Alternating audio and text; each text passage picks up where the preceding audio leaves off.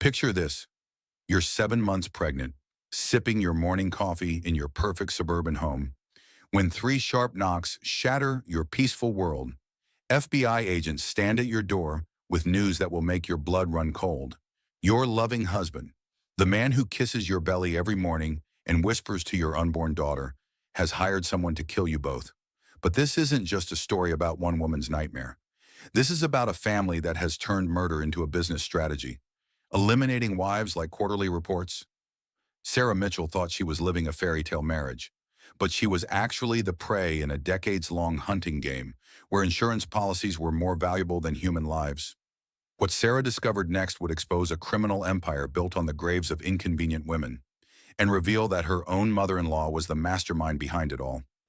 This is the true story of how one pregnant woman brought down a family of killers, but not before they tried everything to silence her forever. Stay with me, because what happens next will change how you see the perfect marriages around you. The question isn't whether Sarah will survive, it's whether anyone is safe when love becomes a weapon and pregnancy becomes a death sentence. Three sharp knocks echoed through the house. Sarah Mitchell's coffee mug slipped from her hands, crashing against the kitchen floor. The ceramic shattered into a dozen pieces, dark liquid spreading across the white tiles like spilled secrets. "Mrs. Mitchell, FBI, we need to talk." Sarah's hand instinctively moved to her rounded belly. 7 months pregnant, she moved carefully toward the front door. Her bare feet avoided the coffee puddle as she padded across the hardwood floors of their suburban home. Through the peephole, she saw three figures in dark suits. Official badges glinted in the morning sunlight. Her heart hammered against her ribs. "What's this about?" she called through the door. "Ma'am, we need to speak with you immediately. It's regarding your husband, Richard Mitchell." Sarah unlocked the deadbolt with trembling fingers. The door swung open to reveal a woman in her 40s with kind but serious eyes. Two male agents flanked her, their expressions unreadable. "I'm Detective Maria Torres, FBI. These are Agents Williams and Johnson. May we come in?" Sarah stepped aside, her mind racing. Rick had left for work early that morning, kissing her forehead and placing his hand on her belly as always. "Good morning, little one," he'd whispered to their unborn daughter. The same ritual for 3 months now. "Is Rick okay? Has something happened to him?" Detective Torres guided Sarah to the living room couch. The morning light streamed through their bay windows, illuminating the carefully decorated space. Everything perfect, everything in its place, just how Rick liked it. "Mrs. Mitchell, your husband is in custody." The words hit Sarah like a physical blow. She sank deeper into the cushions, her hand never leaving her belly. "Custody for what?" "He's been charged with solicitation of murder." Sarah's world tilted sideways. The room spun slowly, colors bleeding together. "Murder, that's impossible. Rick wouldn't hurt anyone." Detective Torres sat across from her, leaning forward with gentle intensity. "Mrs. Mitchell, your husband hired someone to kill you." The silence stretched between them. Sarah could hear her own heartbeat, loud and erratic. The baby kicked hard against her ribs, as if sensing her mother's distress. "That's not possible," Sarah whispered. "We're having a baby. We planned this pregnancy. We picked out names together. We painted the nursery last weekend. The man he hired was an FBI informant named Jake Morrison. We have recordings of their conversations. Multiple meetings, financial transactions. Your husband has been planning this for months." Sarah's breathing became shallow. She pressed both hands against her belly, feeling the baby's movements. Real, solid, unlike everything else dissolving around her. "Why would he want to hurt me? I don't understand." Agent Williams spoke for the first time. "We believe he wanted to make it look like an accident, pregnancy complications, something that wouldn't raise suspicion." The coffee stain on the kitchen floor caught Sarah's eye through the doorway, dark and spreading, seeping into the grout lines. Permanent damage to something she'd tried to keep perfect. "He loves me," Sarah said, but the words felt hollow. "We've been married 5 years. He proposed on our second anniversary. He said I was the best thing that ever happened to him." Detective Torres pulled out a tablet. "Mrs. Mitchell, I'm going to play you something. It's difficult to hear, but you need to know what we're dealing with." The recording crackled to life. Rick's voice filled the living room. as familiar as her own heartbeat, but the words coming from his mouth belonged to a stranger. Make it look like an accident. She's 7 months pregnant. Stress can cause complications, heart problems, stroke. Things happen. Sarah's vision blurred. The voice was definitely Rick's, the same tone he used during business calls, calm and methodical, but he was discussing her death with the same detachment he reserved for quarterly reports. "Can you do it?" Rick's recorded voice continued. A rougher voice responded. "For the right price, sure. When do you want it done? Soon? Before the baby comes? The insurance policy pays double if she dies during pregnancy. Natural causes clause." Sarah doubled over, nausea washing through her. The baby kicked frantically, responding to her mother's elevated heart rate and stress hormones. "I need to use the bathroom," she managed. Detective Torres helped her to the powder room. Sarah locked the door and gripped the marble countertop. In the mirror, her reflection looked like a ghost. Pale skin, wide eyes, dark circles underneath. When had she started looking so tired? The pregnancy had been difficult. Morning sickness that lasted all day. Dizzy spells. Headaches. Rick had been so attentive, bringing her tea, insisting she rest, making sure she stayed home instead of going out with friends. Had he been trying to weaken her? Make her more vulnerable? Sarah splashed cold water on her face and returned to the living room. The agents waited patiently, giving her time to process the impossible. "Mrs. Mitchell, we arrested your husband this morning at his office. He believes the plan is still moving forward. He doesn't know Jake Morrison is FBI. How long have you been watching him?" 3 weeks. Morrison approached us when your husband first made contact. We've been building a case ever since. Sarah sank back onto the couch. 3 weeks ago, she'd complained about feeling lonely. Rick had been working late every night, coming home after she was already asleep. She'd asked if they could spend more time together before the baby arrived. He'd kissed her forehead and promised things would calm down after the holidays. After the baby, after life got back to normal. Normal. As if planning his wife's murder was just another item on his business calendar. "What happens now?" Sarah asked. "We need your help, your testimony, and we need to make sure you're safe." "Safe, but he's in jail now." Detective Torres exchanged glances with her colleagues. "Mrs. Mitchell, we have reason to believe your husband may not have been working alone. His mother, Helen Mitchell, may have been involved in the planning. We're still investigating." Sarah's blood turned to ice. Helen Mitchell, the woman who'd never thought Sarah was good enough for her son. Who'd made subtle comments about Sarah's spending habits, her career choices, her decision to get pregnant. "We're going to station officers outside your home, and we'd like you to consider staying somewhere else temporarily. Do you have family nearby?" Sarah thought of her parents in Oregon, her sister in Denver, friends who'd gradually fallen away over the past few years as Rick became more demanding of her time and attention. "I don't know," she admitted. "I need to think." The baby shifted inside her, a rolling movement that pressed against her ribs. Sarah closed her eyes and tried to imagine explaining this to her daughter someday.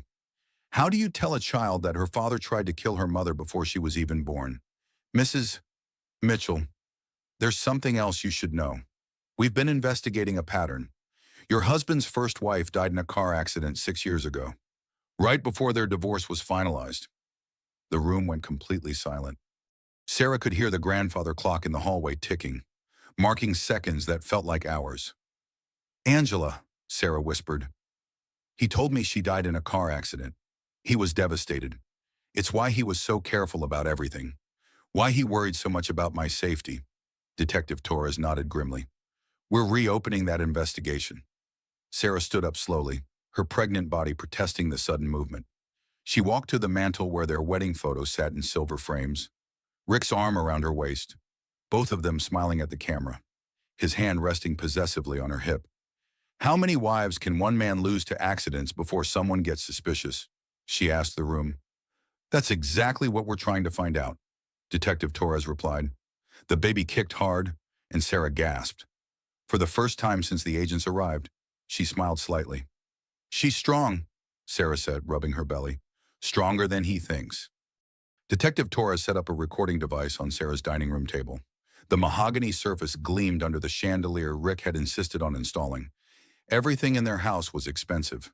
tasteful, designed to impress. Are you ready to hear more? Torres asked gently. Sarah nodded, though her hands shook as she reached for the glass of water Agent Williams had brought her. The ice clinked against the sides, a sound that reminded her of the dinner parties Rick hosted for his business associates. She'd always played the perfect hostess, smiling and nodding at conversations about market projections and profit margins. This recording is from 4 days ago, Torres explained. Your husband met Jake Morrison at a coffee shop downtown. The audio quality was clearer this time. Sarah could hear the ambient noise of the coffee shop, the hiss of the espresso machine, the murmur of other conversations. And then Rick's voice, unmistakable. I've been thinking about timing, he said. It needs to happen before she delivers. The insurance policy has specific clauses about pregnancy-related deaths. The payout is substantially higher. Sarah's breath caught. Rick had updated their life insurance just 3 months ago, right after they'd confirmed the pregnancy. He'd claimed it was responsible planning for their growing family. What about the baby? The rougher voice belonged to Jake Morrison, the FBI informant. Complications happen. Stress-induced labor, premature birth. If the baby doesn't survive, that's unfortunate, but not my primary concern. Sarah stood up so quickly that her chair scraped against the hardwood floor. She rushed to the powder room again, barely making it before she was violently sick. When she returned, Detective Torres had paused the recording. I know this is difficult, Torres said, but we need you to understand the full scope of what your husband was planning. He wanted our baby to die too, Sarah whispered, his own child. The insurance policy includes provisions for the child. If both mother and baby die during delivery, the payout is close to $2 million. $2 million. Sarah thought about Rick's recent stress over the company's quarterly earnings, the late-night phone calls with his accountant, the way he'd been pushing for her to quit her marketing job and stay home permanently. Had her death been a business decision, Torres continued the recording. Rick's voice filled the room again, discussing logistics with chilling precision. She has a doctor's appointment next Tuesday at 2:30. She'll be driving alone. Her usual route takes her down Maple Street, past the construction zone. Traffic moves slowly there. Sarah's blood ran cold. She remembered that appointment. Dr. Warren had wanted to check on some irregularities in her latest blood work. Rick had offered to drive her, but she'd insisted on going alone. She'd wanted to stop at the baby store afterward, to look at cribs. That's too public, Morrison's voice responded. Too many potential witnesses. Then what do you suggest? Home invasion. Make it look like a robbery gone wrong. Pregnant woman tries to defend herself, gets hurt, complications set in. Sarah wrapped her arms around her belly protectively. The baby seemed unusually quiet, as if sensing the danger even from inside the womb. When, Rick asked, soon? This week? Maybe next. I need to study her routine, figure out when she's most vulnerable. Torres stopped the recording. This conversation took place Tuesday. Today is Friday. According to the timeline they discussed, he was planning to move forward immediately. Sarah walked to the living room window and looked out at their quiet suburban street. Maple trees lined the sidewalks, their leaves turning brilliant shades of orange and red. Halloween decorations adorned the neighbors' porches. Everything looked so normal, so safe. Mrs. Mitchell, can you think of any recent changes in your husband's behavior? Anything that seemed unusual? Sarah turned back to the agents. He's been working late more often, coming home after I'm asleep. He says he's busy with a new acquisition, but she paused, remembering something. Last week, he asked me detailed questions about my daily schedule. When I go grocery shopping, when I see friends, when I'm home alone. Did that seem strange to you? A little. But he said he was worried about my safety, that pregnant women are targets for criminals. Agent Williams made notes on his tablet. What about his relationship with his mother? How often does she visit? Helen comes by twice a week, sometimes more. She has very strong opinions about how I should be handling the pregnancy, what I should eat, how much I should rest, where I should deliver the baby. Sarah thought about Helen's last visit, just 3 days ago. She'd brought prenatal vitamins, insisting that Sarah's regular ones weren't adequate. She'd also asked probing questions about Sarah's will, about what provisions they'd made for the baby's care if something happened to Sarah. She wanted to know about my life insurance beneficiaries, Sarah admitted. She said it was important to have everything properly documented before the baby arrived. The agents exchanged meaningful looks. Mrs. Mitchell, we'd like to search your house. Specifically, we're looking for any communications between your husband and his mother, any financial documents, anything that might indicate a broader conspiracy. Sarah nodded numbly. The office is upstairs. Rick keeps all his important papers in there. As the agents began their search, Sarah found herself drawn to the nursery. She and Rick had spent weeks decorating it, choosing colors and furniture together. Soft yellow walls because they'd wanted to be surprised by the baby's gender. A white crib with delicate flower details. A rocking chair where Sarah imagined nursing her daughter. She sat in the rocking chair now, her hands resting on her belly. The baby kicked gently, a reassuring reminder of the life growing inside her. On the dresser, Sarah noticed the baby monitor Rick had insisted on installing early. For when she arrives, he'd said, we want to make sure we can hear everything. But now Sarah wondered if the monitor served another purpose. Had Rick been planning to use it to time his wife's murder, to make sure she was alone and vulnerable? The thought made her sick again. Detective Torres appeared in the doorway. We found something. She held up a manila folder filled with documents. Insurance papers, but also correspondence between your husband and his mother. They've been planning this for months, Mrs. Mitchell. Since before you got pregnant, Sarah's world crumbled a little more. Before I got pregnant, it appears the pregnancy was part of the plan. Getting you pregnant would make you more vulnerable, more dependent on him. And if you died during childbirth, it would seem natural. Tragic, but natural. The rocking chair creaked as Sarah pushed herself up. She walked to the window overlooking their backyard.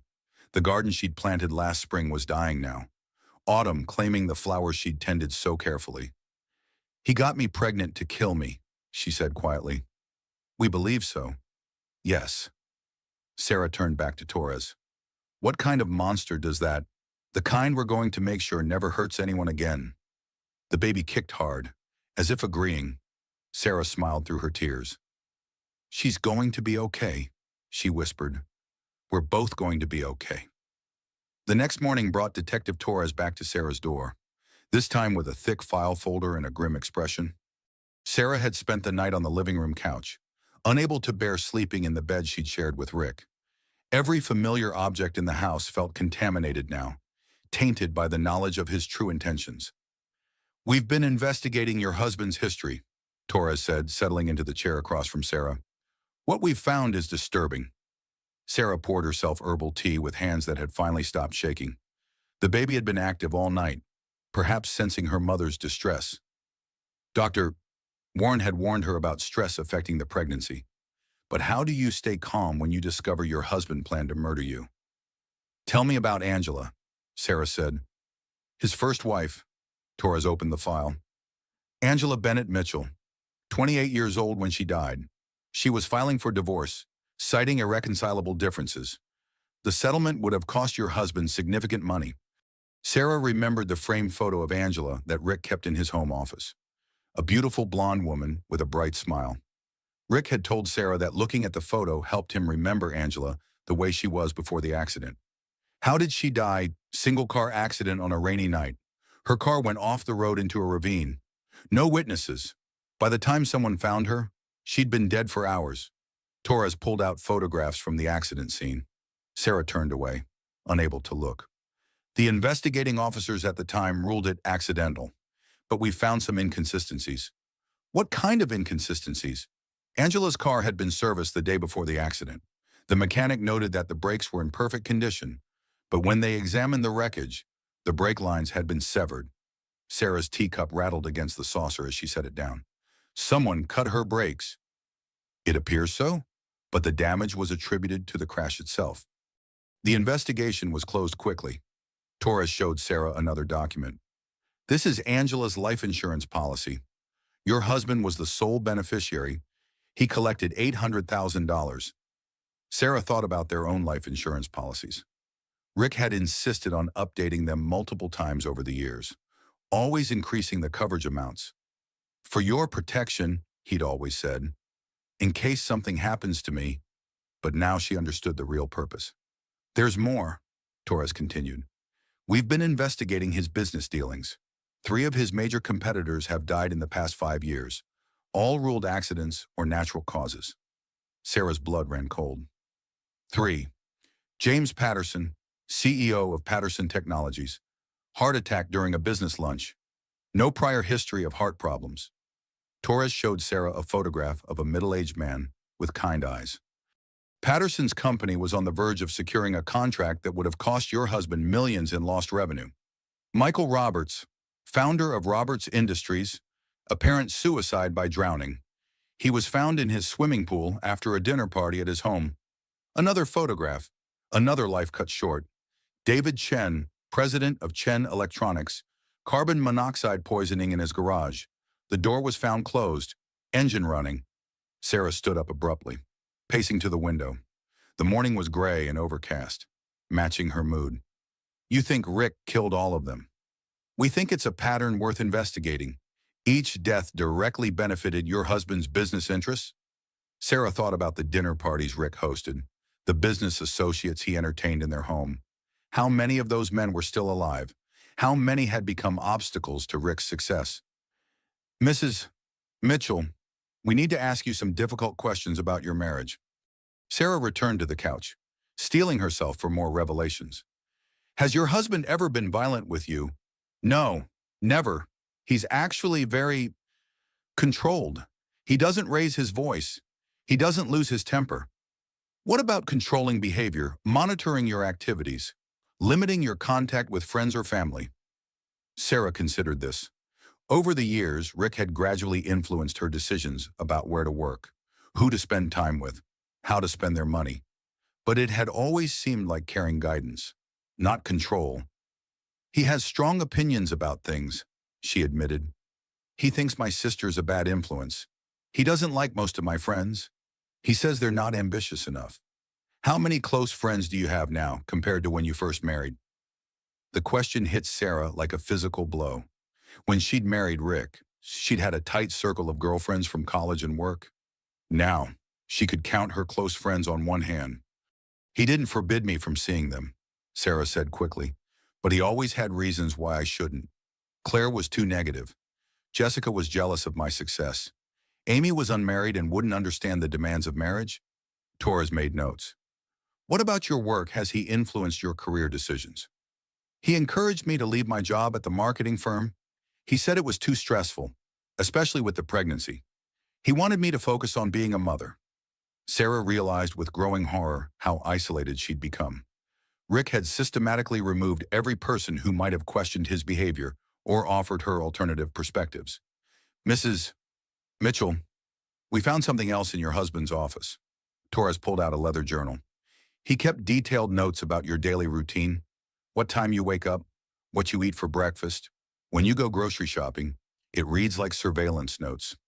Sarah's hands trembled as Torres showed her pages of Rick's careful handwriting, dates, times, locations. Her entire life reduced to data points in her husband's murder plan. October 1st, Sarah leaves for yoga class at 9 a.m., returns at 10:30, stops for coffee at Starbucks on Elm Street, predictable route. October 3rd, Sarah visits Dr. Warren alone, seems tired afterward, mentioned feeling dizzy during appointment, opportunity. October 7th, Sarah's friend Claire calls. Sarah seems upset after conversation, emotional vulnerability increasing. Sarah dropped her head into her hands. He was studying me, like a predator studies prey. We believe he was looking for the perfect opportunity, a time when you'd be alone and vulnerable, and your death could be explained as pregnancy complications. The baby kicked hard, and Sarah winced. Even in the womb, her daughter was fighting back. There's something else, Torres said gently. We've spoken with some of your husband's colleagues. Several mentioned that he seemed excited about the pregnancy in an unusual way. Not happy like an expectant father, but excited like someone anticipating a business opportunity. Sarah thought about Rick's behavior over the past few months, his insistence on updating their wills, his sudden interest in her medical appointments, the way he'd ask detailed questions about what the doctor said, how she was feeling, whether there were any complications. He was waiting for me to develop problems, Sarah realized, hoping the pregnancy would give him a natural excuse. And when that didn't happen, he decided to create his own opportunity. Sarah stood up and walked to the kitchen, needing to move, to do something with her hands. She began washing the dishes from her sleepless night, focusing on the simple task of soap and warm water. Mrs. Mitchell, we need to discuss your safety. While your husband is in custody, we believe his mother may still pose a threat. Sarah's grip tightened on the dish she was washing. Helen, we've been monitoring her communications. She's been in contact with some questionable individuals, people with criminal backgrounds. The dish slipped from Sarah's soapy hands, shattering against the kitchen floor. Just like yesterday's coffee mug, everything in her carefully ordered life was breaking apart. She wants to finish what Rick started, Sarah whispered. We think it's possible. The insurance money would still be substantial, even if the pregnancy complications angle is no longer available. Sarah looked down at the broken pieces of ceramic scattered across her kitchen floor, sharp edges and dangerous fragments, waiting to cut anyone who tried to clean them up. Just like her marriage. Helen Mitchell arrived at Sarah's house without calling first, her silver sedan pulling into the driveway just as Detective Torres was leaving. Sarah watched through the living room window as her mother-in-law stepped out of the car, her movements sharp and deliberate despite her 65 years. Helen had never approved of Sarah. She'd made that clear from the first family dinner, when she'd asked pointed questions about Sarah's background, her family's financial status, her career ambitions. Rick had laughed it off as his mother being protective, but Sarah had always felt like she was being evaluated and found wanting. Now she wondered if Helen's disapproval ran deeper than simple maternal protectiveness. The doorbell rang twice, Helen's usual impatient pattern. Sarah took a deep breath and opened the door. Sarah, dear, Helen said, pushing past her into the house. We need to talk. Helen wore her usual uniform of expensive black clothing and pearls. Her silver hair was pulled back in a severe chignon, and her pale blue eyes swept the living room with disapproval. I suppose you've heard about Richard's unfortunate situation? Helen continued, settling herself on the couch as if she owned it. Unfortunate situation. Sarah remained standing, her hand resting protectively on her belly. He tried to have me killed. Helen's expression didn't change.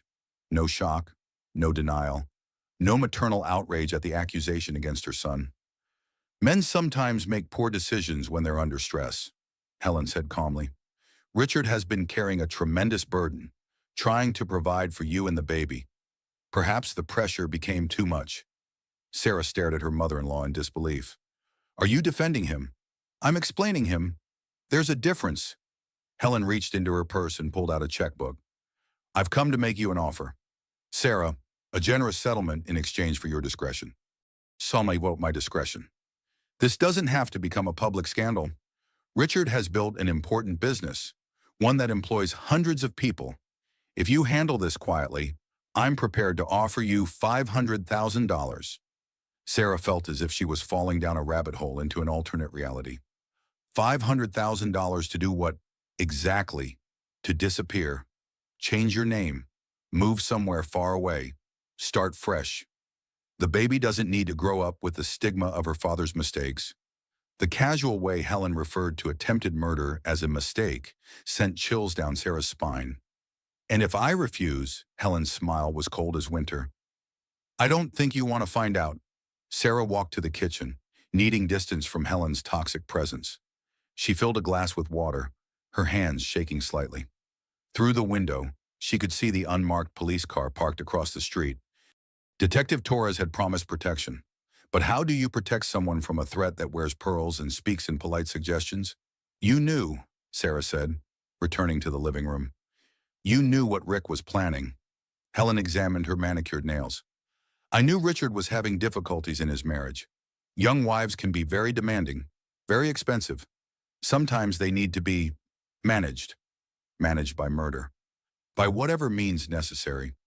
The casual admission hit Sarah like a slap. Helen wasn't just enabling Rick's behavior, she was orchestrating it. Tell me about Angela, Sarah demanded. For the first time, Helen's composure cracked slightly. Angela was a mistake. Richard married her for the wrong reasons. When he realized his error, I helped him correct it. You helped him kill his first wife? I helped him protect his future. Angela was going to take half of everything in the divorce. She was vindictive, greedy. She would have destroyed him out of spite. Helen stood up and walked to the mantel, studying the wedding photos displayed there. You were supposed to be different, Sarah. Easier to control, more grateful for the opportunities Richard provided. But I wasn't grateful enough. You became demanding, expensive, and then you got pregnant, which complicated everything. Sarah's mind reeled. You encouraged the pregnancy. You kept asking when we were going to have children. Helen turned back to Sarah with a smile that didn't reach her eyes. Pregnant women are vulnerable, dear, emotionally unstable, prone to accidents. If something had happened to you during childbirth, no one would have questioned it. These things happen. The baby kicked hard, and Sarah gasped. Helen's eyes fixed on Sarah's belly with an expression that made Sarah's blood run cold. It's not too late, Helen said quietly. Pregnancy complications can develop suddenly, especially in the final trimester. Sarah backed toward the kitchen, keeping distance between herself and Helen. The FBI knows about you. They're watching you. The FBI has suspicions, not proof. Richard was careful about our communications, and I've been very discreet in my arrangements. What arrangements? Helen walked towards Sarah with slow, deliberate steps. Richard may have been caught, but his goals remain valid. You're still a problem that needs to be solved. Sarah grabbed her phone from the kitchen counter, but Helen moved faster than expected for a woman her age. She knocked the phone from Sarah's hands, sending it clattering across the tile floor. I've spent 40 years protecting my son's interests, Helen hissed. I'm not going to stop now. Sarah ran for the front door, but Helen caught her arm. Despite her elegant appearance, Helen's grip was surprisingly strong. You have two choices, Helen said, her voice deadly calm. Take my offer and disappear quietly. Or refuse and discover that pregnancy complications can be very difficult to trace. Sarah wrenched her arm free and stumbled toward the living room window. The police car was still there, but the officers inside seemed focused on something else. You can't do this, Sarah said. Too many people know now. People have accidents all the time, even people under FBI protection. Helen reached into her purse again, but this time she didn't pull out a checkbook. Sarah caught a glimpse of something metallic before Helen's hand disappeared back into the bag. The money my family has accumulated over the years didn't come from Richard's business alone, Helen said conversationally. We've been solving problems for decades. Richard's father, God rest his soul, was very good at making difficulties disappear. Sarah's legs felt weak. The Mitchell family fortune wasn't built on legitimate business success. It was built on systematic elimination of obstacles. How many people have you killed? We prefer to think of it as strategic problem solving. Richard's father eliminated 3 business rivals over the years. I handled 2 of Richard's former girlfriends who became too demanding. And Richard himself has removed several impediments to his success. Helen moved closer, and Sarah could smell her expensive perfume, the same lavender scent she'd worn to every family gathering. Angela wasn't Richard's first wife to die in an accident, Helen continued. There was Rebecca before her. Sweet girl, but she discovered some irregularities in Richard's business practices, threatened to go to the authorities. Sarah's knees gave out, and she sank into a chair. How many wives has he had? You would have been number 4. But don't feel special, dear. You all serve the same purpose. The baby kicked frantically, as if trying to escape the toxic environment. Sarah wrapped her arms around her belly protectively. Why tell me all this? Sarah asked. Helen's smile was genuinely warm for the first time. Because I want you to understand the stakes. The Mitchell family has survived and prospered by eliminating threats. You can choose to remove yourself voluntarily, or we can remove you permanently. A car door slammed outside, and Helen glanced toward the window. Detective Torres was walking up the front path, her expression alert and focused. Think about my offer, Helen said, returning to her composed grandmother persona. For the baby's sake, if not your own. The doorbell rang, and Sarah hurried to answer it. Detective Torres stepped inside, immediately assessing the situation. Mrs. Mitchell, is everything all right? Just a family visit, Helen said smoothly. I came to check on Sarah during this difficult time. Torres studied Helen with suspicious eyes. Mrs. Helen Mitchell, I presume, Detective Torres, isn't it I've heard so much about you? The two women faced each other like predators sizing up their territory. Sarah could feel the tension crackling between them. Mrs. Mitchell, we'll need to speak with you about your son's case, Torres said. Of course. My lawyer will be in touch to schedule something convenient. Helen gathered her purse and moved toward the door. Sarah, dear, think about what we discussed. Time is a luxury you may not have much of. After Helen left, Torres turned to Sarah with concern. What did she want? To buy my silence. And when I refused, she threatened me. Torres pulled out her phone. We're moving you tonight. Pack whatever you need for a few weeks. As Sarah climbed the stairs to pack, she felt the baby moving restlessly inside her. Her daughter was going to be born into a world where her father and grandmother were killers, where her mother was a target for elimination, but Sarah was no longer the naive young woman who'd married Rick 5 years ago. The Mitchell family had underestimated her strength, her determination to protect her child. They were about to discover their mistake. Nancy Cooper had worked as Rick Mitchell's assistant for 3 years, organizing his calendar, managing his correspondence, and maintaining the carefully orchestrated facade of his professional life. She'd always prided herself on her discretion and efficiency, but as she sat in her car outside Sarah's temporary safe house, her hands trembling on the steering wheel, she realized that some secrets were too dangerous to keep. Sarah answered the door cautiously. The FBI had moved her to a modest apartment across town, complete with armed protection and new security protocols. The change from her spacious suburban home to this cramped space had been jarring, but Sarah was learning to find comfort in small, secure places. Mrs. Mitchell, I'm Nancy Cooper. I work for your husband. Sarah recognized her immediately. Nancy had answered the phone countless times when Sarah called Rick's office, her voice always professional and pleasant. She was younger than Sarah had expected, with nervous brown eyes and auburn hair pulled back in a practical ponytail. Nancy, what are you doing here? I need to show you something. Something I found in Mr. Mitchell's files. Sarah led her inside, noting how Nancy's eyes darted around the apartment, checking corners and windows like someone expecting pursuit. Would you like some tea? Sarah offered, trying to put the younger woman at ease. No, thank you. We don't have much time. Mr. Mitchell doesn't know I'm here, but his mother has been calling the office. She's been asking questions about you, about your routine, about your new location. Sarah's blood ran cold. Helen knows where I am. Not yet, but she's trying to find out. She called 3 times yesterday, claiming she needed to send you something important. Nancy pulled a manila folder from her bag, her hands shaking as she opened it. Mrs. Mitchell, I've been going through Mr. Mitchell's computer files. What I found, it's worse than what the FBI told you. Sarah settled into the small apartment's only comfortable chair, one hand resting on her belly. The baby had been unusually quiet today, perhaps sensing her mother's constant state of alertness. Show me. Nancy spread documents across the coffee table, email printouts, financial records, research notes in Rick's careful handwriting. He's been planning this since before you got married, Nancy said quietly. Look at this. She showed Sarah an email dated 6 months before their wedding. Rick's message to an insurance agent discussed policy options for his future wife, with particular attention to pregnancy-related death benefits. He was shopping for the right insurance policy before he even proposed, Sarah whispered. It gets worse. Look at this research. Nancy showed her printed web pages about pregnancy complications, untraceable poisons, and methods for inducing premature labor.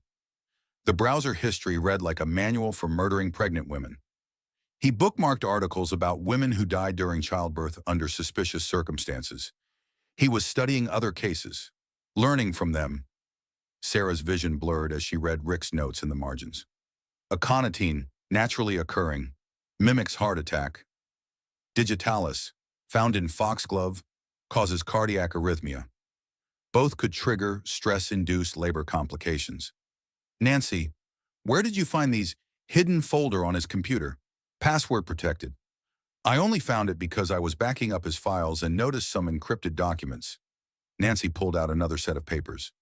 But this is what made me come to you. This is what made me realize I couldn't stay silent.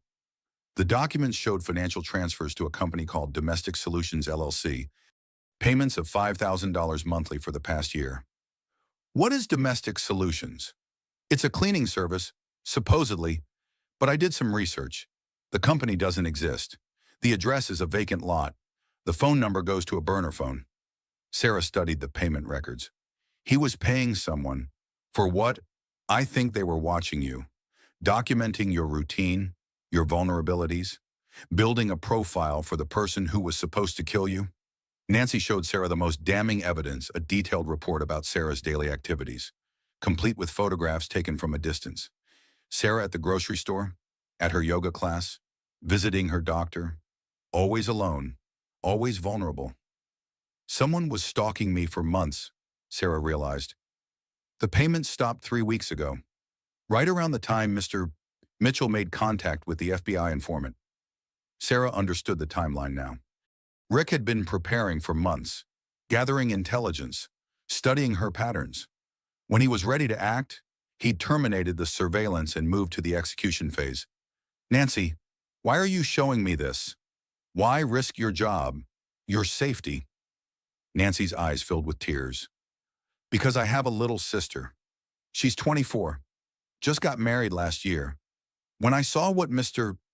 Mitchell was planning, I kept thinking about how easily it could be her. The young woman wiped her eyes with a tissue. And because there's something else, something that makes me think you're still in danger. What do you mean? Yesterday, Mrs. Helen Mitchell came to the office. She wanted access to Mr. Mitchell's computer, his files. I told her I couldn't allow that without proper authorization. Nancy's voice dropped to a whisper. She offered me $50,000 to copy his hard drive and send it to her.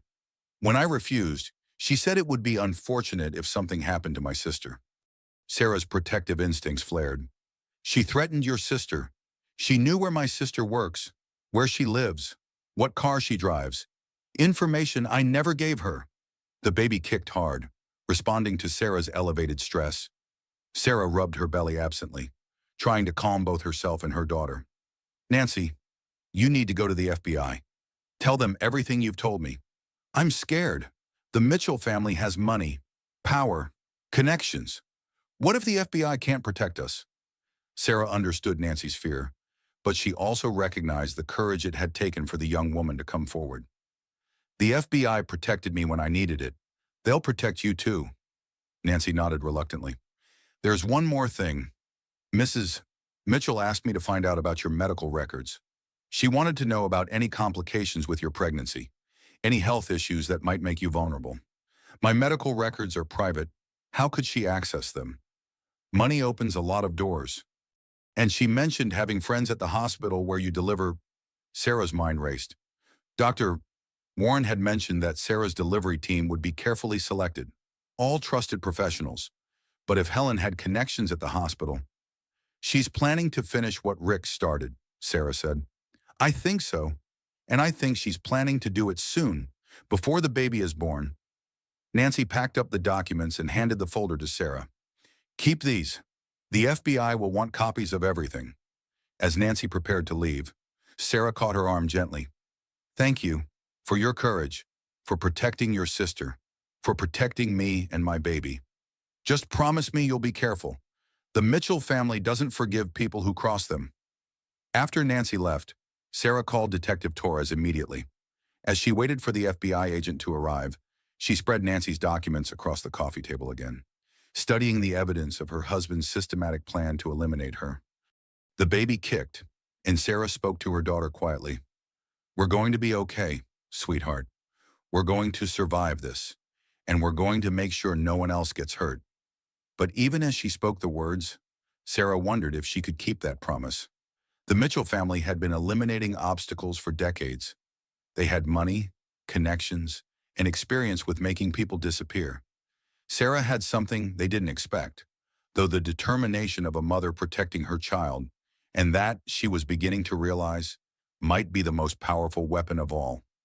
Claire Davidson had been Sarah's closest friend since college, The one person who'd maintained contact despite Rick's subtle disapproval over the years. When she appeared at Sarah's safe house apartment the next morning, her usually composed demeanor was shattered, her green eyes red from crying. "I should have said something," were the first words out of Claire's mouth as Sarah opened the door. "Gosh, Sarah, I should have said something years ago." Sarah guided her friend to the small living room, noting how Claire's hands shook as she clutched her coffee cup. They'd shared countless conversations over coffee during their friendship, but this one felt different, heavier, weighted with the kind of truth that changes everything. "Said something about what?" Sarah asked gently. Claire took a shuddering breath. "About Rick, about the way he controlled you, isolated you, manipulated you. I saw it happening, and I told myself it wasn't my business." Sarah settled back in her chair, her hand resting on her belly. The baby had been active all morning, as if sensing her mother's emotional turmoil. "Claire, you couldn't have known." "But I did know. Or I suspected. I just didn't want to believe it." Claire pulled out her phone and scrolled through old text messages. "Look at this conversation we had 6 months ago." She showed Sarah a text exchange from March. Claire had asked Sarah to join her for a girls' weekend in the mountains. Sarah's response was apologetic but firm. Rick thought it was too risky for a pregnant woman to travel to high altitude. He was concerned about her health, her safety. "You wanted to come," Claire said. "I could tell from your voice when we talked. But Rick had convinced you it was dangerous." Sarah remembered that weekend. She'd spent it alone while Rick attended a business conference, watching movies and organizing closets. The kind of solitary weekend that had become normal in her marriage. "He did worry about my health," Sarah said, but the words felt hollow now. "Sarah, I'm a nurse. I know about pregnancy and altitude. A weekend in the mountains at 7 months pregnant isn't dangerous for a healthy woman. Rick was lying to you." Claire showed her more messages, a pattern of declined invitations and canceled plans stretching back years, always with Rick's reasonable-sounding concerns about Sarah's safety, her health, her need for rest. "I thought he was being overprotective," Sarah admitted. "Controlling, maybe, but not dangerous." "I started keeping track," Claire said quietly. "Not consciously at first, but I noticed things. How you stopped initiating plans. How you always had to check with Rick before confirming anything. How you started apologizing for him in conversations." Claire's voice grew stronger, fueled by guilt and anger. "Last Christmas, at your party, I watched him work the room. He had something negative to say about everyone in your life. Your sister was irresponsible. Your college friends were bad influences. Your co-workers were jealous of your success." Sarah remembered that party. Rick had been charming and social, but afterwards he'd critiqued nearly every guest. At the time, Sarah had thought he was just being honest about people's flaws. Now she understood it was systematic character assassination. "He was training me to distrust everyone except him," Sarah realized. "And it worked. Over 5 years. He whittled down your support system until you were completely dependent on him." Claire leaned forward, her expression intense. "Sarah, there's something else. Something I've never told you." Sarah braced herself for another revelation. 2 years ago, Rick called me. He said he was worried about you, that you'd been acting strangely. He asked me to watch for signs of depression, paranoia, instability." Sarah's blood ran cold. "He was setting up a narrative. He told me that pregnancy might trigger mental health issues in you, that your family had a history of psychological problems. My family doesn't have any history of mental illness. I know that.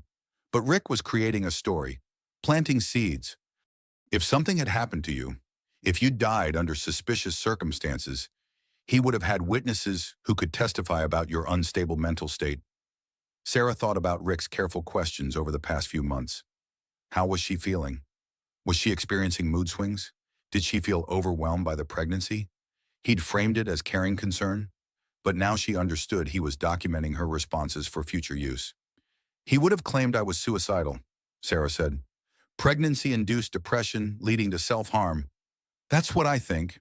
And I was so stupid. I actually started watching you for signs of the problems he described. I was helping him build his case against you." Claire buried her face in her hands. "I'm so sorry. Sarah, I was supposed to be your best friend, and I let him turn me into part of his conspiracy." Sarah reached across the small space between their chairs and squeezed Claire's hand. You couldn't have known his real intentions. But I knew something was wrong. I felt it every time we talked. You were disappearing, becoming a shadow of yourself. And I told myself it was just the natural changes that happen in marriage. The baby kicked, and Sarah winced slightly. Claire's nurse training kicked in immediately. Are you okay? How have you been feeling physically? Tired, stressed. The baby's been very active. Claire's expression grew concerned. Sarah, have you had your recent test results reviewed by an independent doctor? What do you mean? Rick had access to your medical information. Right. He attended appointments, spoke with your doctor. Sarah nodded. Dr. Warren always included him in discussions about my care. What if he was influencing your treatment? What if he was trying to create the complications he needed?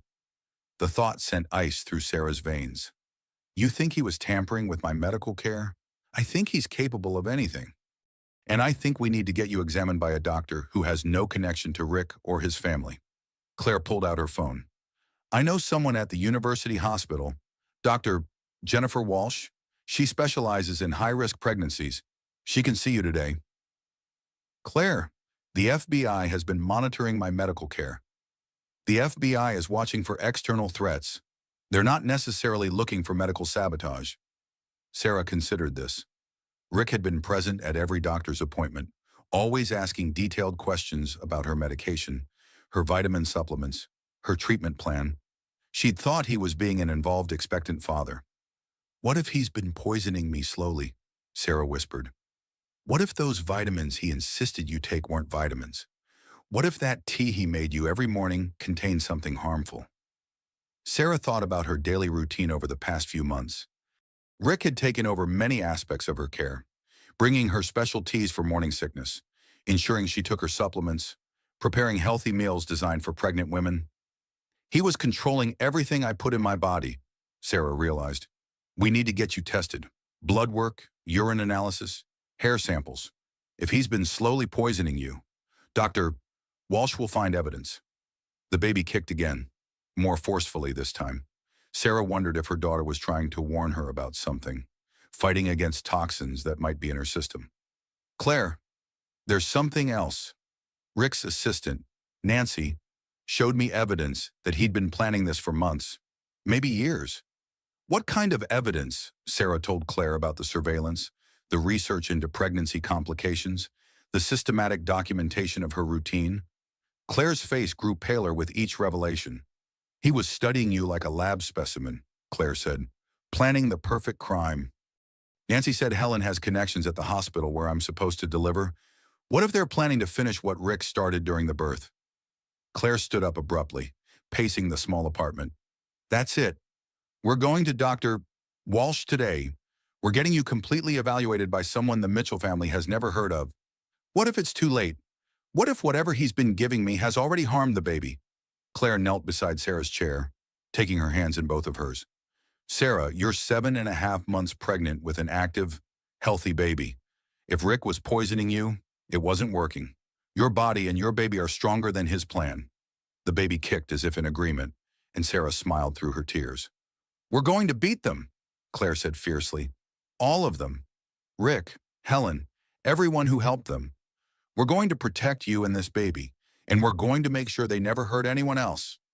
As they prepared to leave for the hospital, Sarah felt something she hadn't experienced in months' hope. For the first time since the FBI knocked on her door, she wasn't just running from danger, she was fighting back. The county jail smelled of disinfectant and despair. Fluorescent lights casting harsh shadows on concrete walls painted an institutional shade of green. Sarah hadn't wanted to come here, but Detective Torres had convinced her that facing Rick might provide crucial information about Helen's plans.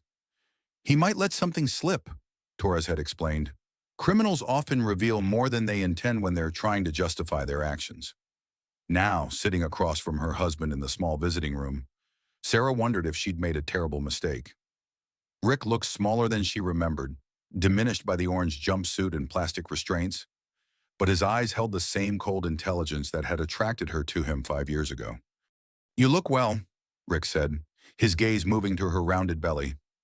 Pregnancy suits you. Sarah kept her hands folded on the table, fighting the urge to protect her belly from his scrutiny. The baby's healthy, despite your best efforts. Rick's smile was patient, condescending. You always had a flair for dramatics. Sarah, I suppose the FBI has filled your head with wild theories. Wild theories, I heard the recordings. Rick, your voice, planning my murder. You heard me exploring options with what I thought was a professional problem solver. Men in my position sometimes need to consider unpleasant alternatives. The casual way he referred to her murder as an unpleasant alternative made Sarah's skin crawl. Unpleasant for whom? Certainly not for you. Considering the insurance payout, $2 million is hardly significant money to someone in my position. It is when your company is hemorrhaging cash, when your latest acquisition is failing, when you need liquidity fast. Rick's composed expression flickered slightly. Sarah had done her homework, reviewing financial documents Torres had shared with her. Rick's business empire was built on debt and leveraged buyouts. Impressive on paper, but fragile in practice. You think you understand my business affairs? Rick asked. I understand that you've been liquidating assets quietly for months, that you've been moving money offshore, that you needed an insurance payout to cover debts you couldn't pay otherwise. Sarah leaned forward slightly. I also understand that I wasn't your first wife to die under convenient circumstances. Now Rick's mask slipped entirely. His eyes went hard and cold, the way they did when he was truly angry. Sarah had seen that look before, usually directed at business rivals or employees who disappointed him. Angela was a mistake, he said quietly. Young, beautiful, but ultimately too greedy for her own good. So you killed her. I solved a problem. Angela was going to take half of everything in the divorce. She was vindictive, determined to destroy me out of spite. Rick's voice took on the reasonable tone he used during business negotiations. Angela forced my hand, just like you did. How did I force your hand? By getting pregnant, by becoming expensive, by developing opinions about how our money should be spent. Sarah stared at her husband, seeing him clearly for perhaps the first time in their marriage. You got me pregnant on purpose, to create the opportunity to kill me? I got you pregnant because you wanted a child, because you were becoming restless, dissatisfied with your life. The pregnancy served multiple purposes. Rick's matter-of-fact admission sent chills through Sarah. Multiple purposes. It made you dependent on me. It isolated you from your friends and career. It provided the perfect cover for your eventual elimination. The baby kicked hard, as if responding to her father's casual dismissal of her existence. Sarah rubbed her belly protectively. And the baby, your own daughter? Rick shrugged. Children are expensive, time-consuming. I never particularly wanted to be a father. Sarah felt rage building in her chest, hot and pure. She's your child. She's a complication. If she died with you, that would have been simpler. But complications can be managed after birth as well. The threat was implicit but clear. Even from jail, Rick was planning harm to their daughter. You sick bastard, Sarah whispered. I'm practical. You always admired that about me. Remember my ability to make difficult decisions without emotional interference. Sarah remembered their early relationship, how impressed she'd been by Rick's business acumen, his ability to stay calm under pressure. She'd interpreted his detachment as strength. Now she understood it was pathology. What about Rebecca, your wife, before Angela? Rick raised an eyebrow. You've been thorough in your research. Was she a mistake too? Rebecca discovered some irregularities in my early business dealings. She threatened to go to the authorities unless I agreed to an expensive divorce settlement. Rick spoke about Rebecca's death with the same tone he might use to discuss a stock transaction. Carbon monoxide poisoning is particularly effective. Quick, relatively painless, easily attributed to accident. And Angela required a more dramatic solution. The brake line failure was my mother's suggestion. Actually, Helen has always been creative in her problem-solving approaches. Sarah's blood ran cold. Your mother helped you kill Angela. My mother has been protecting our family's interests for decades. She helped my father eliminate business rivals when necessary. She helped me handle Rebecca and Angela. She was prepared to help me handle you. The casual family collaboration in multiple murders was more horrifying than Sarah could have imagined. How many people have you killed? We prefer to think of it as strategic problem solving. Over the years, perhaps a dozen individuals who pose threats to our family's prosperity. Rick leaned back in his chair, relaxed despite the restraints. You always underestimated my mother, Sarah. You thought she was just a demanding mother-in-law. But Helen built this family's wealth through careful elimination of obstacles. She's still planning to kill me. Helen is practical. With me in custody, the insurance money becomes even more important. The family needs liquidity. Rick's eyes glittered with something that might have been amusement. Besides, you know too much now. About Angela, about Rebecca, about our business methods. You've become a liability that needs to be managed? Sarah stood up abruptly, her chair scraping against the concrete floor. I'm not a liability. I'm a witness. And I'm going to testify against you and your psychotic mother. Sarah, Rick's voice was gentle, almost loving. You think you're safe because you're under FBI protection, but Helen has resources you can't imagine. Money, connections, professionals who specialize in making problems disappear. He leaned forward as much as his restraints allowed. Even if you survive long enough to testify, do you really think you can protect our daughter forever? Children have accidents. Kidnappers make mistakes. Babysitters can be careless. The threat against her unborn child sent fury through Sarah like nothing she'd ever experienced. If you touch my daughter, our daughter, and I won't need to touch her, Helen will handle everything while I serve my sentence. When I'm eventually released, I'll inherit whatever's left of the family business, plus the insurance money from your unfortunate death. Sarah walked toward the door, then turned back. You made one mistake, Rick. What's that? You underestimated me. You thought I was weak, dependent, easily manipulated, but I survived 8 months of your poison. I survived your surveillance. I survived your murder plot. And I'm going to survive whatever Helen has planned. Rick's smile was cold. We'll see about that. As Sarah left the visiting room, her hands shaking with rage and adrenaline, she realized something important had shifted inside her. She was no longer the frightened victim who'd answered her door to find FBI agents with impossible news. She was a mother protecting her child, and that made her more dangerous than the Mitchell family could possibly imagine. Dr. Jennifer Walsh's office at University Hospital felt like a sanctuary compared to the sterile jail environment Sarah had left just hours earlier.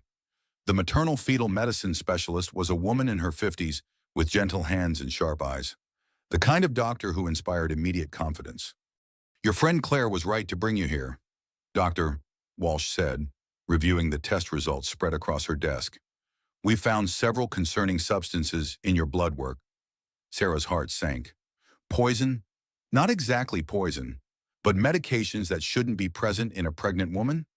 Low levels of benzodiazepines, unusual concentrations of certain vitamins that can be toxic in large amounts, and traces of herbal compounds that can affect blood pressure and heart rate.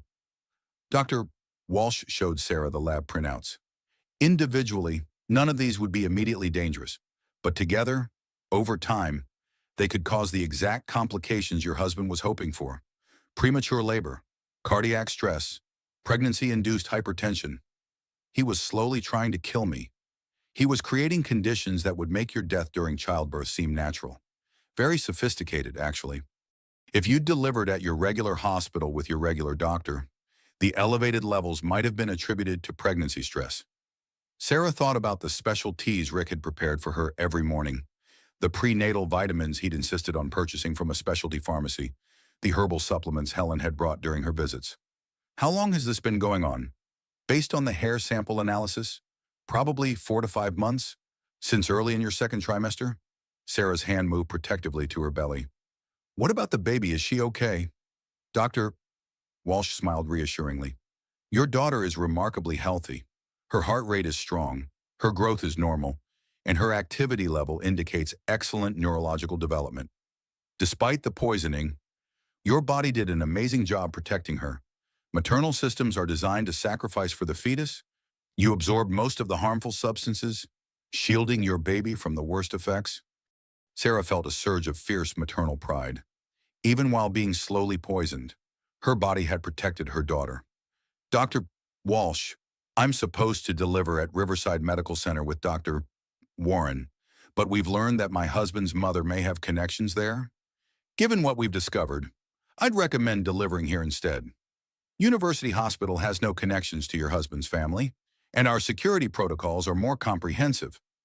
Dr. Walsh pulled out another set of documents. There's something else we need to discuss. The prosecutor's office called this morning. They want to know if you're willing to testify against your husband and his mother. Sarah had been dreading this conversation. Testifying meant reliving the trauma, exposing herself to public scrutiny, and potentially putting herself and her baby at greater risk. What would that involve? A grand jury hearing first, then potentially a trial. You'd be the star witness in a conspiracy to commit murder case. Dr. Walsh leaned forward. Sarah, I've been treating high-risk pregnancies for 20 years. I've never seen anything like this. The systematic nature of what your husband did, the planning involved, the family collaboration, this isn't just about you anymore. What do you mean? How many other women might be at risk if this family has been eliminating inconvenient wives for decades? How many future victims could your testimony prevent? Sarah thought about Angela, about Rebecca, about the business rivals Rick had mentioned so casually. How many lives could she save by speaking up? The prosecutor warned me that Rick's defense team will try to destroy my credibility. They'll paint me as an unstable, greedy wife who fabricated everything for money. They'll try, but the physical evidence is overwhelming. The poisoning, the surveillance, the recorded conversations with the FBI informant. Your testimony would just be the final piece of an already strong case. Dr. Walsh showed Sarah another document. The prosecutor also mentioned that several other women have come forward since your husband's arrest. Wives of his business associates who've experienced similar patterns of control and isolation? Sarah's eyes widened. Other victims, potential victims, women who recognize the signs now that this case has become public. Your courage in coming forward may have saved their lives. The baby kicked strongly, and Sarah rubbed her belly absently. What about protection if I testify? Helen will definitely try to kill me. The FBI is prepared to provide comprehensive witness protection, new identity, relocation, ongoing security until the threat is neutralized. But that means my daughter grows up in hiding. She never knows her real name, her family history, her roots. Dr. Walsh nodded sympathetically. It's an impossible choice. Safety versus freedom. Justice versus personal peace. Sarah stood up and walked to the window overlooking the hospital parking lot. Normal people going about their normal lives, unaware that a few floors above them, a woman was deciding whether to risk everything to stop a family of killers. Doctor, can I ask you something personal? Of course. Do you have children? 2 daughters, both adults now? What would you do if you were in my position? Doctor. Walsh was quiet for a long moment. I'd think about what kind of world I want my daughters to inherit. A world where wealthy families can eliminate inconvenient women without consequences, or a world where victims fight back and protect future generations. Sarah thought about her unborn daughter, about the strong kicks that had reassured her throughout this nightmare. Her child was a fighter, just like her mother was becoming. There's something else to consider, Doctor. Walsh continued. Your husband made threats against your daughter during your jail visit. Even if you disappear, Helen Mitchell might still pursue you. Testifying and ensuring their conviction might be your best path to true safety. You think they'll keep hunting us? I think they view you as an ongoing threat. They know you have information that could expose decades of crimes.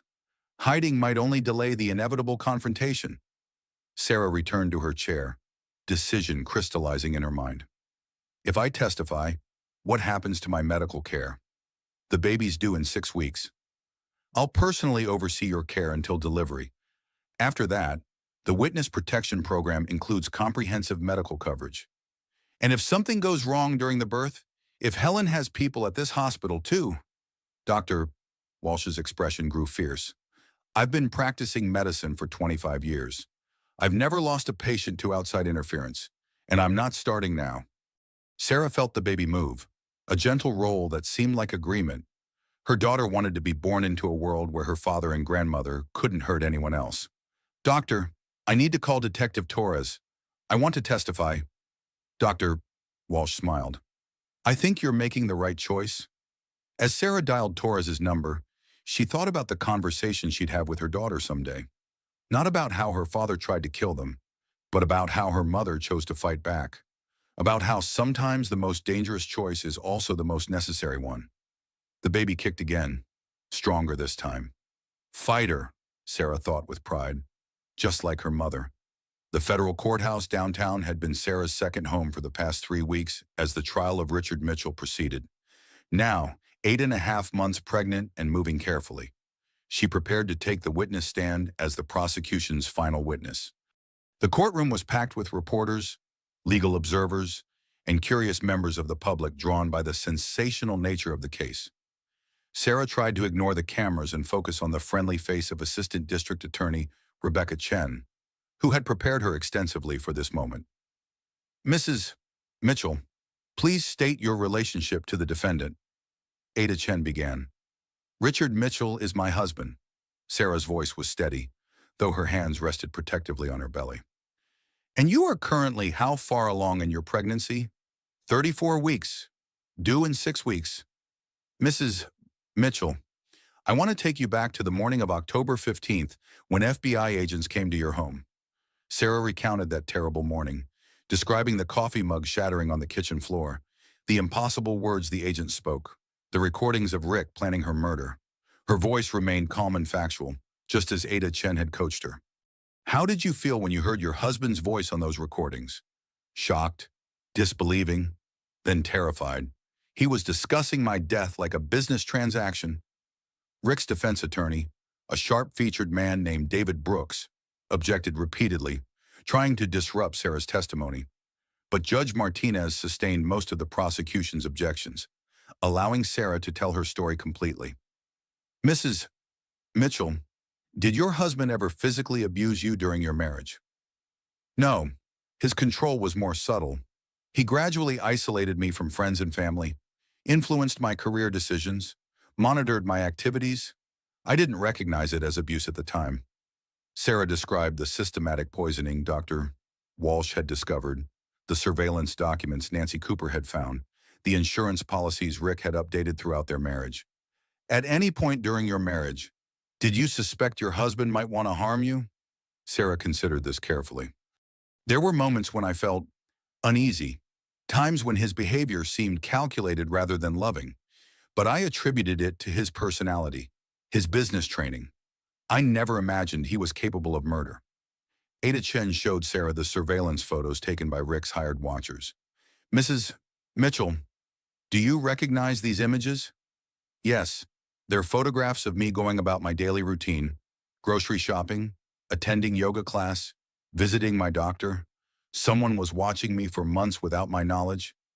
How does it feel to see these photographs now? Violated, hunted, like I was prey being studied by a predator. The baby kicked during Sarah's testimony, and she paused to breathe through a strong contraction. Judge Martinez called a brief recess, allowing Sarah to compose herself. When court resumed, Ada Chen asked about Rick's family history. Mrs. Mitchell, did your husband ever discuss his previous wives with you? He told me his first wife, Angela, died in a car accident. He said it was very traumatic for him, that it made him protective of me. Did he mention any other previous wives? No, I learned about Rebecca only during the FBI investigation. Sarah testified about her jail visit with Rick, his casual admission of multiple murders, his threats against their unborn daughter. Several jurors looked visibly disturbed by this testimony. Mrs. Mitchell, why did you decide to testify in this case? Sarah looked directly at the jury.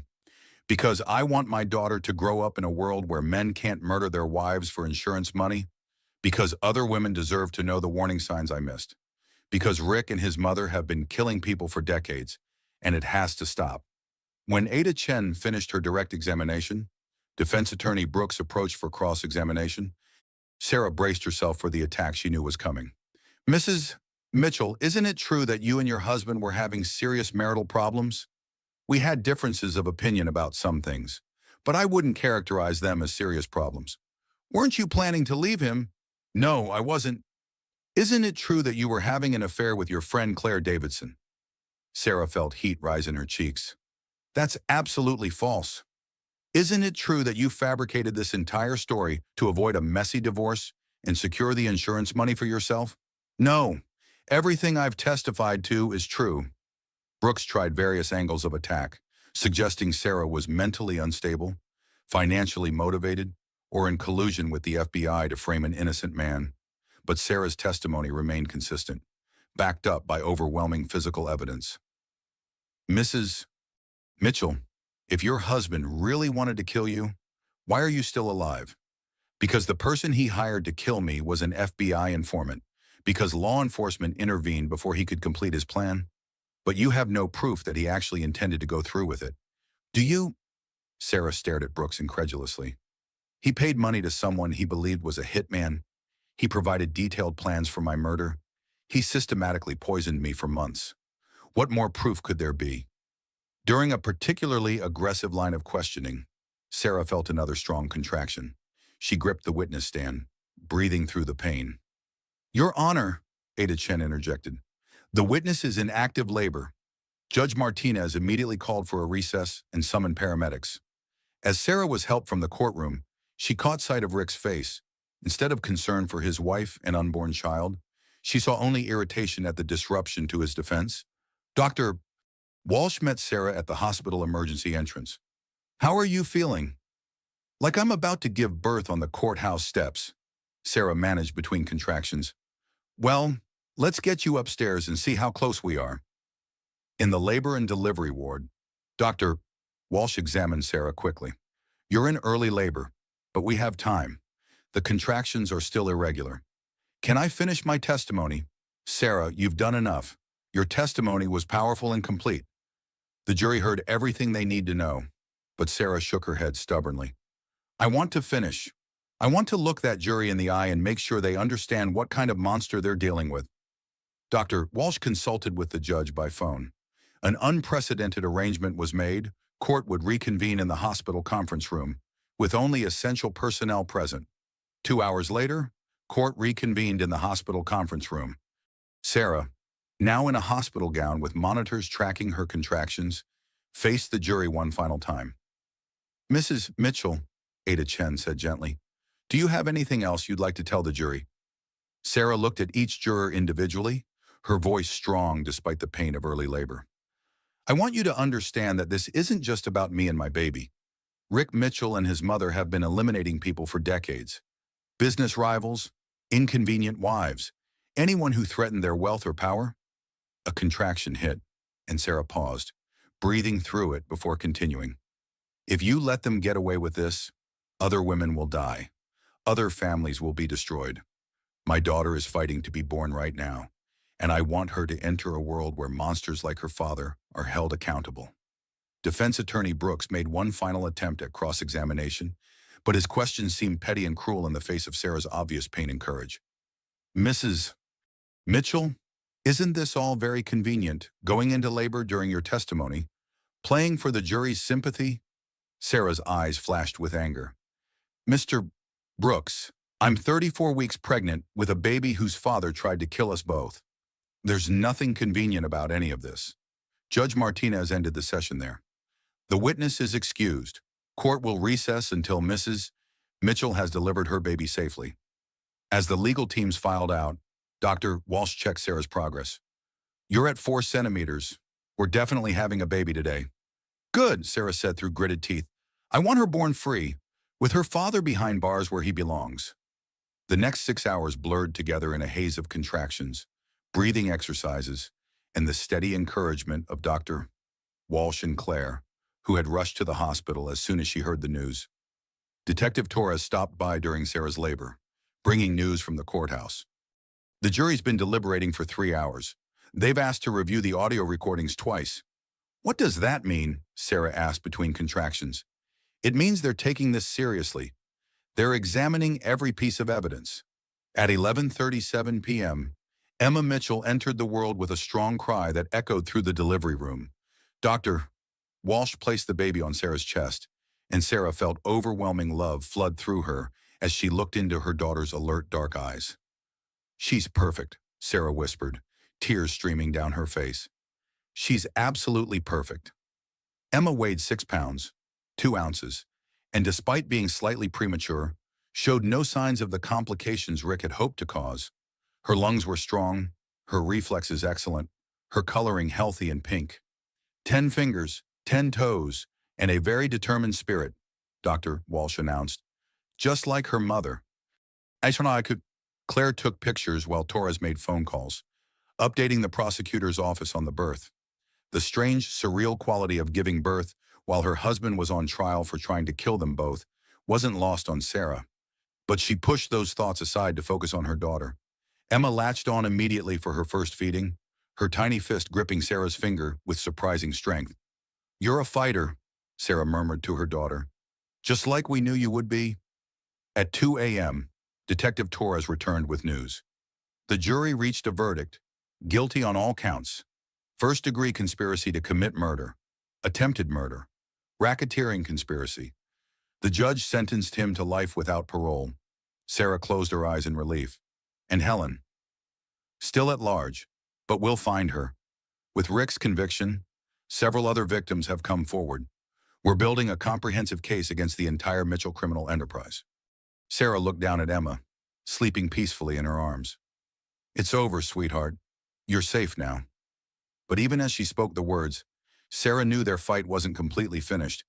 Helen Mitchell was still out there, still dangerous, still committed to eliminating threats to her family's interests. However, for tonight, in this hospital room surrounded by people who cared about them, Sarah and Emma were protected. And Sarah had proven something important to herself and the world. She wasn't a victim anymore. She was a survivor, a fighter, and a mother who would do anything to protect her child. Emma stirred in her arms, making soft baby sounds, and Sarah smiled. "Welcome to the world, my brave girl. We're going to be just fine."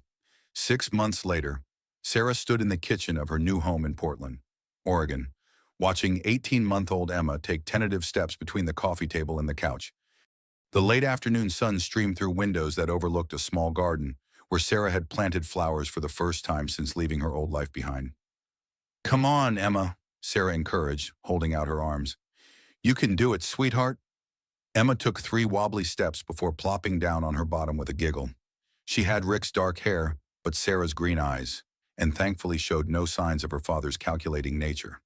Instead, she was curious, affectionate, and remarkably resilient for a child who'd been born into such traumatic circumstances. The Witness Protection Program had given them new identities, new social security numbers, and a modest house in a quiet neighborhood where Sarah worked as a freelance marketing consultant. It wasn't the luxurious lifestyle she'd known with Rick, but it was honest, peaceful, and entirely their own. Detective Torres, now retired from the FBI, visited every few months to check on them and provide updates on the ongoing investigations. The Mitchell family's criminal enterprise had unraveled completely after Rick's conviction, with Helen finally arrested in Switzerland trying to access hidden bank accounts. "More women keep coming forward," Torres had explained during her last visit. Wives of Rick's business associates, former employees who witnessed suspicious deaths, even some of Helen's old neighbors who remember strange accidents happening to people who crossed the family. The final count was staggering: 14 suspicious deaths over 30 years, all connected to the Mitchell family's business interests or personal relationships.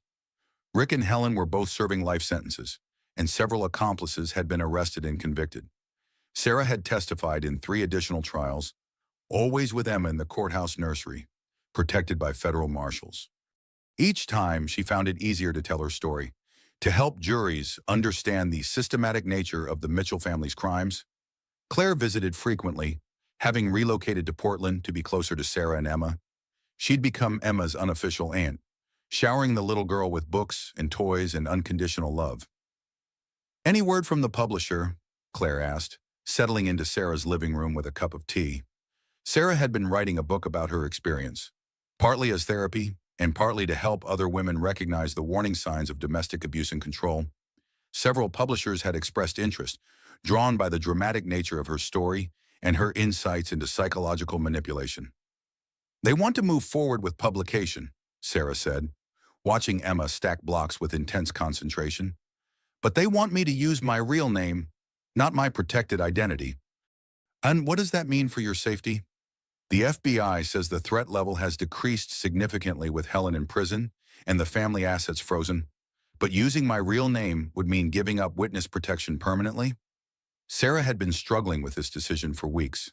Publishing the book under her real name would help more women, reach a broader audience, and potentially prevent future tragedies. But it would also expose her and Emma to whatever remained of the Mitchell family's network. "What does your gut tell you?" Claire asked. Sarah picked up Emma, who had tired of her blocks and was reaching for her mother. "My gut tells me that hiding forever isn't really living. Emma deserves to know her real name, her real history. And other women deserve to hear this story from the person who actually lived it." Dr. Walsh, who had become both a friend and Emma's pediatrician, had weighed in on the decision during their last appointment. "Emma is healthy, happy, and developing beautifully," she'd said. "Children are remarkably adaptable. If you decide to reclaim your identity, she'll adjust." The doorbell rang, interrupting Sarah's thoughts. Through the peephole, she saw a young woman with nervous eyes and a manila folder clutched in her hands. "Sarah Mitchell," the woman asked when Sarah opened the door. "I'm Jennifer Adams. I think my husband might be trying to kill me." Sarah invited Jennifer inside, settling her in the living room while Emma played quietly nearby. Over the next hour, Jennifer told a story that was disturbingly familiar: a controlling husband who'd isolated her from friends and family, mysterious health problems that doctors couldn't explain, a recent increase in her life insurance coverage that she hadn't requested.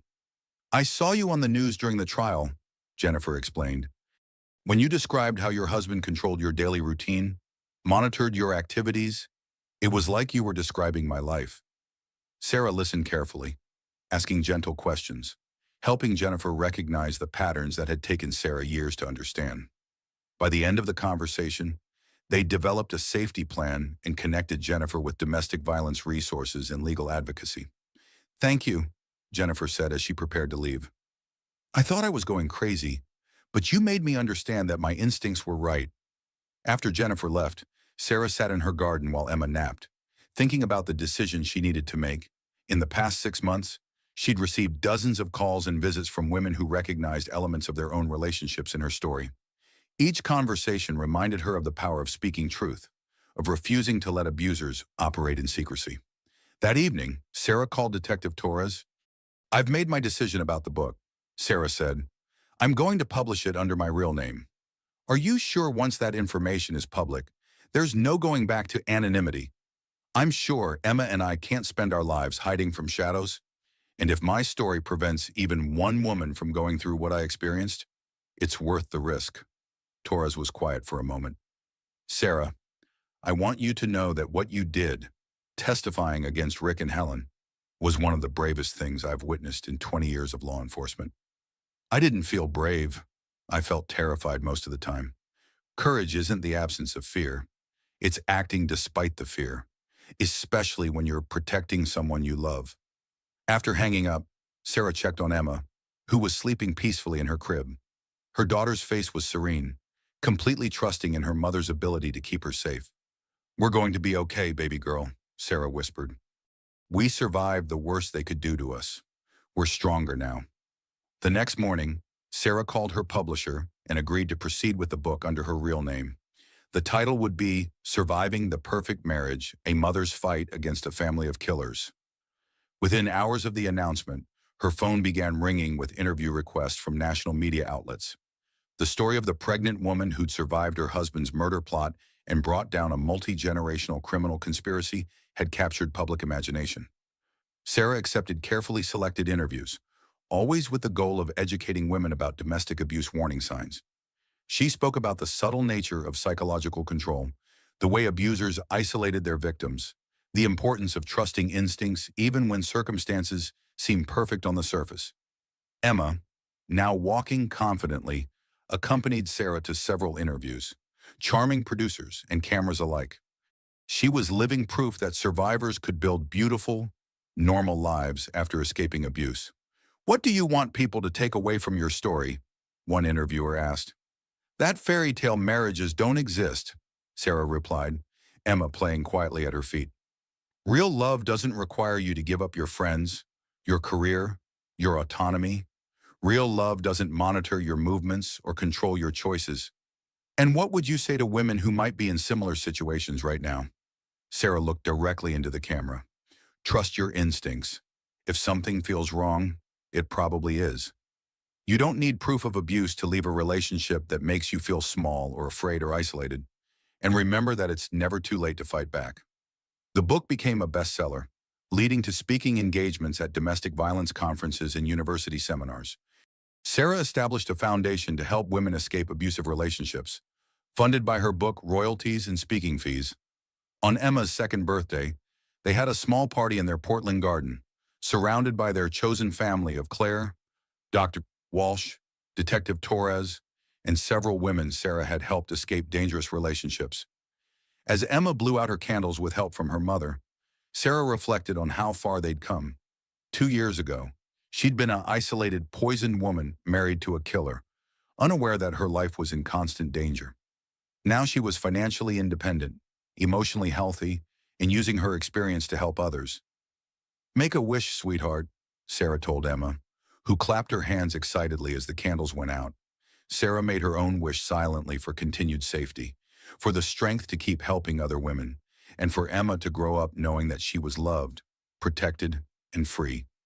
That evening, after the guests had gone home and Emma was asleep, Sarah sat in her garden reading a letter that had arrived that morning.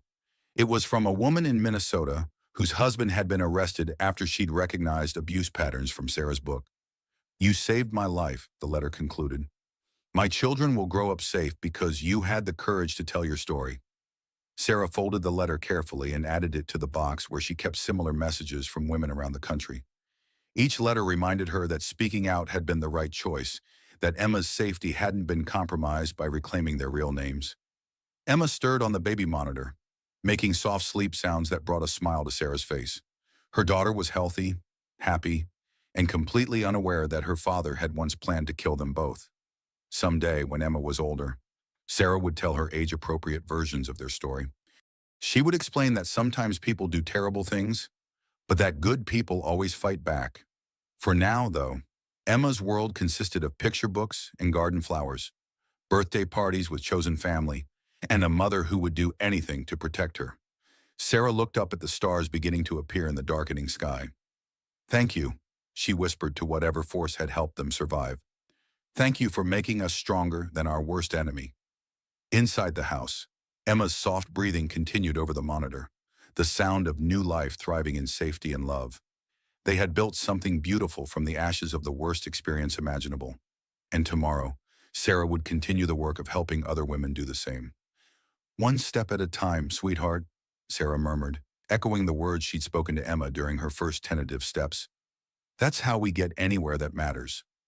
The garden around her was full of flowers she'd planted with her own hands, in soil that belonged to them.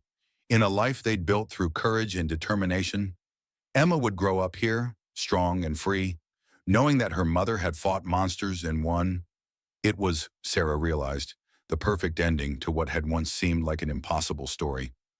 Not because everything was perfect, but because they had survived, thrived, and found their way home to themselves. If this story left you questioning everything you thought you knew about domestic abuse and family secrets, hit that like button. It helps more people discover these important true crime stories.